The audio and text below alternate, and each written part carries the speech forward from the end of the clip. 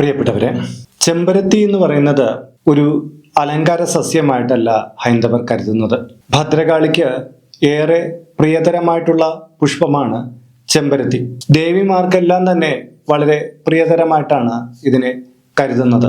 ദേവീപ്രീതി വർദ്ധിപ്പിക്കാൻ വേണ്ടിയിട്ട് ചെമ്പരത്തി കൊണ്ട് വിശേഷാൽ അർച്ചനകൾ, പുഷ്പാഞ്ജലികളൊക്കെ നടത്താറുള്ളതാണ്. അഭിഷേകത്തിനും ചെമ്പരത്തിപ്പൂവ് ഉപയോഗിക്കുന്നതാണ്. ഒരു വീടിന്റെ ഊർജനിലയെ നന്നായിട്ട് സ്വാധീനിക്കാൻ കഴിയുന്ന ഒരു ചെടിയാണ് ചെമ്പരത്തി. വീടിന്റെ ചില സ്ഥാനങ്ങളിൽ ചെമ്പരത്തി നിന്നു കഴിഞ്ഞാൽ വളരെ പ്രയോജനകരമാണ്. എന്നാൽ വീടിന്റെ ഒരു സ്ഥാനത്ത് ചെമ്പരത്തി നമ്മൾ നടുമ്പോൾ വളരെയധികം ശ്രദ്ധിക്കേണ്ടതുണ്ട്. അവിടെ നടാൻ പാടില്ല എന്നാണ് പൊതുവിൽ പറയപ്പെടുന്നത്. അപ്പോൾ അതേക്കുറിച്ച് വിശദമായിട്ട് ഈ വീഡിയോയിൽ നമ്മൾ പറയുന്നുണ്ട്. പൂർണ്ണമായിട്ട് ഇത് കാണുക.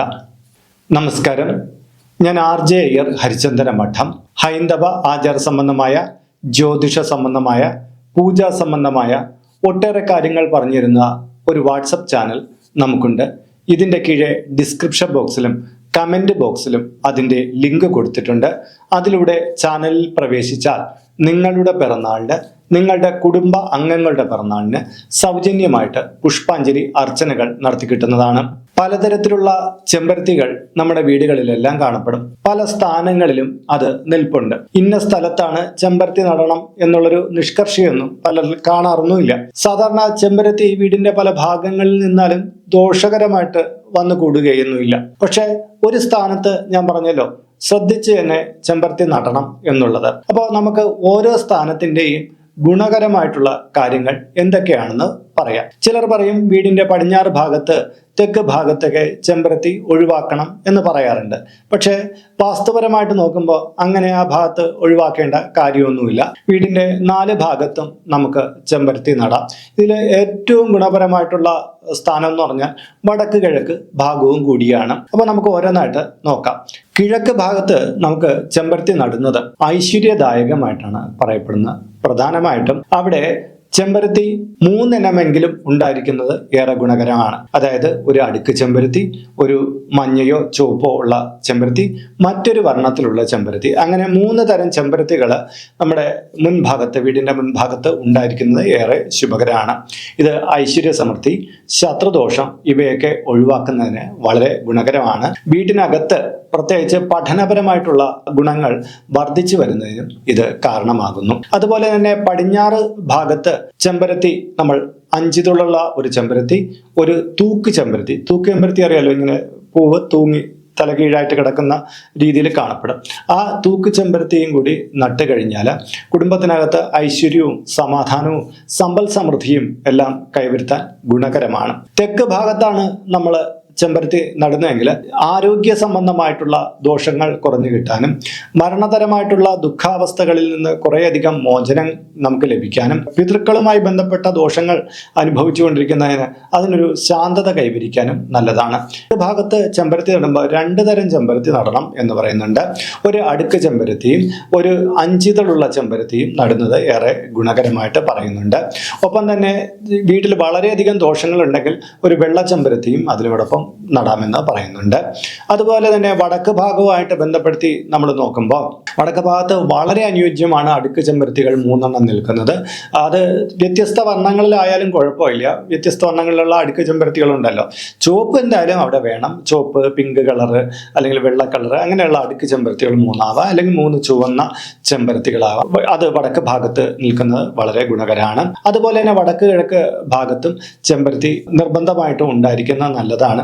പക്ഷെ വീടിനേക്കാൾ ഉയരത്തിലേക്ക് ആ ചെമ്പരത്തി പോകാതിരിക്കാൻ ശ്രദ്ധിക്കണം. ചില ചെമ്പരത്തികൾ നന്നായിട്ട് വളർന്ന് വീടിനേക്കാളും ഉയരത്തിലൊക്കെ പോകുന്നതായിട്ട് കാണാറുണ്ട്. അങ്ങനെ ഉയരത്തിലേക്ക് കൊണ്ടുപോകേണ്ട, അതിനൊന്ന് ക്രോപ്പ് ചെയ്ത് നിർത്തുക എന്നുള്ളതാണ് അവിടെ ശ്രദ്ധിക്കേണ്ടത്.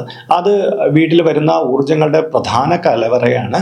അപ്പോൾ അവിടെ ഇങ്ങനെ ചെമ്പരത്തി നന്നായിട്ട് തഴച്ച് നിൽക്കുന്നത് വീട്ടിൽ സ്വസ്ഥത, സമാധാനം കിട്ടും. പലതരത്തിലുള്ള നെഗറ്റീവ് വീടുകളിൽ നിന്ന് ഒഴിഞ്ഞു പോകാനും ഇത് കാരണമാകും. അപ്പോൾ വീട്ടിൽ നമ്മൾ നിർത്താൻ പാടില്ല എന്ന് നിഷ്കർഷിക്കുന്നത് വീടിന്റെ വാതിൽ എവിടെയാണോ തുറക്കുന്നത് അതിന്റെ നേർ ഭാഗത്തേക്ക് ചെമ്പരത്തി നടരുത് എന്നാണ് പറയുന്നത്. അതായത് നമ്മൾ വീടിന്റെ വാതിൽ തുറക്കുമ്പോൾ മുന്നിലേക്ക് മിക്കവാറും തുളസി തറ കാണും. അതിൻ്റെ നിയർ ഫ്രണ്ടിലൊന്നും കൊണ്ട് ചെമ്പരത്തി വെക്കരുത്. 2 ഭാഗങ്ങളിലായിട്ട് നിങ്ങൾക്ക് ചെമ്പരത്തി നടാം. പക്ഷെ വാതിലിനെ ഏതെങ്കിലും തരത്തിൽ ക്രോസ് ചെയ്യുന്ന തരത്തിലേക്ക് ചെമ്പരത്തികൾ നട്ടുപിടിപ്പിക്കരുത്. വഴിയുടെ 2 ഭാഗത്തൊക്കെ ചെമ്പരത്തി നട്ടുപിടിപ്പിക്കുന്നത് തെറ്റില്ല. അതിന് പക്ഷെ ഒരു വായുമാർഗം എന്നുള്ള രീതിയിൽ ഒരു വഴിത്താര ഫ്രണ്ടിലേക്ക് വേണം. അല്ലാതെ ഒരിക്കലും വാതിലിനെ ക്രോസ് ചെയ്യുന്ന തരത്തിൽ ചെമ്പരത്തി നടാൻ പാടില്ല. അത് വീട്ടിന് ഗുണകരമല്ല എന്നാണ് പറയപ്പെടുന്നത്. അപ്പോൾ ശ്രദ്ധിക്കുമല്ലോ, വീട്ടിൽ നടാൻ പാടില്ലാത്തത് നേർ മുന്നിലുള്ള സ്ഥാനത്താണ്. ഇതുപോലെ തന്നെ പിൻവാതിലും ചിലർ ശ്രദ്ധിക്കാറുണ്ട്. പിൻവാതിലിൻ്റെ നേർഭാഗത്തും ചെമ്പരത്തി വരാതെ ശ്രദ്ധിക്കാറുണ്ട്. ഇവിടെ പൊതുവിൽ നമ്മൾ മുൻഭാഗത്ത് ഇങ്ങനെ ചെമ്പരത്തി വരാതിരിക്കാനാണ് കൂടുതലായിട്ട് ശ്രദ്ധിക്കുന്നത്. വീട്ടിലെ ഏറ്റവും ഗുണകരമായിട്ടുള്ള ഒരു ചെടിയാണ് ചെമ്പരത്തി എന്ന് ഇതിൽ ബോധ്യമായി കാണുമല്ലോ. നമ്മുടെ പാരമ്പര്യമായിട്ടുള്ള ഔഷധക്കൂട്ടുകളിൽ ശിരസിനൊക്കെ തണുപ്പ് കൊടുക്കാൻ വേണ്ടിയിട്ടൊക്കെ ചെമ്പരത്തി ഒരുപാട് ഉപയോഗിക്കുന്നതാണ്. പ്രത്യേകിച്ച് പലതരം എണ്ണകളിൽ, ശിരസിൽ തേക്കുന്ന പലതരം എണ്ണകളിൽ ഇത് ഉൾപ്പെടുത്തുന്നതാണ്. വളരെയധികം ഗുണങ്ങളുള്ള ഈ ചെമ്പരത്തിയുടെ പൂവ് കൊണ്ട് മാലകെട്ടി ഭദ്രകാളി ദേവിക്ക് ചൊവ്വാഴ്ച ദിവസങ്ങളിൽ ചാർത്തുന്നത് വീട്ടിലെ ദുഃഖദുരിതങ്ങൾ കുറഞ്ഞു വരാൻ ഗുണകരമാണ്. അങ്ങനെ ഒരുപാട് ഗുണവശങ്ങളുള്ള ചെമ്പരത്തി ഓരോ വീട്ടിലും അത്യാവശ്യമാണ്. പക്ഷേ ഈ ഇത്രയും ഭാഗങ്ങളിൽ നിർത്തുമ്പോൾ നേർഭാഗത്ത് മാത്രം ചെമ്പരത്തി നിർത്താതിരിക്കാൻ ശ്രദ്ധിക്കേണ്ടതാണ്. അപ്പോൾ ഇന്നത്തെ ഈ ചെറിയ വീഡിയോയിൽ നിന്ന് നിങ്ങൾക്ക് കുറേയധികം കാര്യങ്ങൾ വ്യക്തമായിട്ടുണ്ടാകും എന്ന് വിശ്വസിക്കുന്നു. ഇതിനെ കുറിച്ചുള്ള നിങ്ങളുടെ അഭിപ്രായങ്ങൾ ഇതിൻ്റെ കീഴെ കമൻറ്റ് ബോക്സിൽ രേഖപ്പെടുത്താവുന്നതാണ്. ഇതിൽ കാണുന്നത് എൻ്റെ വാട്സപ്പ് നമ്പറാണ്.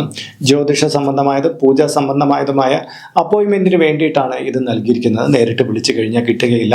നിങ്ങളുടെ പേര്, നിങ്ങളുടെ സ്ഥലം ഇവ രേഖപ്പെടുത്തി വാട്സപ്പിലൂടെ മെസ്സേജ് ചെയ്താൽ മതി. അപ്പോൾ അഡ്മിനൊരു മാർഗ്ഗനിർദ്ദേശം അയച്ചു നൽകുന്നതാണ്. ആ മാർഗ്ഗനിർദ്ദേശം അനുസരിച്ച് അപ്പോയിൻമെന്റ് എടുത്തിട്ട് വിളിക്കാവുന്നതാണ്. നമ്മളിപ്പോൾ ഒരു സ്റ്റോർ യൂട്യൂബിൽ ആരംഭിച്ചിട്ടുണ്ട്. ഹൈന്ദവ ധർമ്മം അനുസരിച്ച് ജീവിക്കുന്നവർക്ക് പൂജാ കാര്യങ്ങളുമായിട്ട് ബന്ധപ്പെട്ട ചില കാര്യങ്ങളൊക്കെ മേടിക്കണമെന്നുണ്ടായിരിക്കും.